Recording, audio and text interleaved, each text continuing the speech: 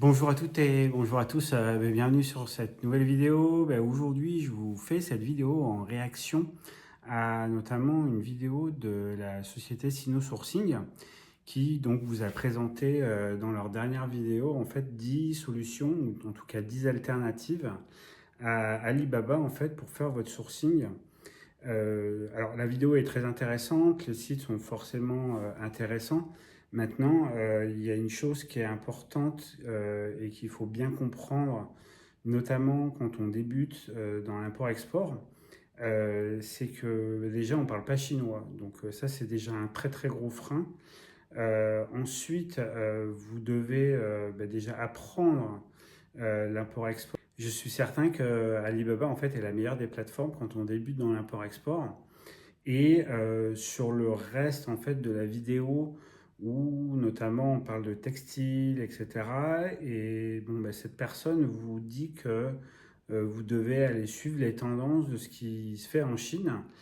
Alors je suis un petit peu choqué parce qu'aujourd'hui, notamment dans le monde de la mode, euh, depuis quand en fait les Chinois font la mode mondiale. À mon sens, si vous voulez, si vous vous lancez dans le textile, vous avez plutôt intérêt à aller passer du temps sur Paris, à voir ce que les Françaises portent. Aujourd'hui, en fait, les marques françaises sont quand même des références au niveau mondial et tout le monde, en fait, scrute ce que font les Français ou ce que font, en fait, les marques aussi new-yorkaises pour définir un peu ce que sera la mode mondiale. Aujourd'hui, je ne crois pas que les Chinois, et même s'ils ont des sites très intéressants, soient vraiment un outil de référence pour pouvoir lancer votre marque et vous développer à l'international. Les Chinois n'ont jamais fait en fait les tendances. Ça n'a jamais existé et à mon avis ça n'existera jamais. Alors certains créateurs sont forcément très intéressants. Bon, vous avez Kenzo qui est une référence mondiale, mais il est pas chinois, lui, il est japonais. Aujourd'hui, en marque chinoise reconnue à l'international, il n'y en a pas non plus quand même énormément.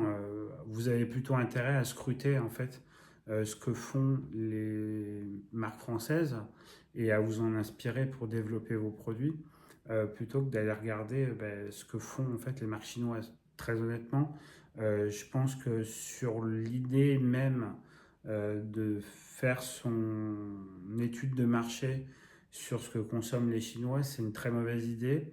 Ensuite, sur la question de la qualité des produits, euh, alors vous avez des produits qui sont de très bonne qualité en Chine. Il suffit tout simplement de demander cette qualité-là. À vous de la définir en fait dans votre cahier des charges. Je pense que c'est très important d'avoir cette notion-là, c'est que euh, les sociétés, les usines en fait en Chine peuvent vous produire n'importe quelle qualité. C'est à vous de la définir. Donc aller acheter des produits qui correspondent aux besoins des marchés asiatiques, que ce soit du marché du sud-est asiatique avec Lazada par exemple, c'est pas forcément une bonne idée de vouloir importer des produits qui sont sur ces sites-là. Parce que la qualité qui est attendue par un consommateur asiatique n'est pas la même que la qualité qui est attendue par un consommateur européen. Ça n'a rien à voir. Donc honnêtement, allez faire vos tendances et allez faire vos sourcings sur ces sites-là, c'est une très mauvaise idée. Moi, je vous invite plutôt à développer vos produits.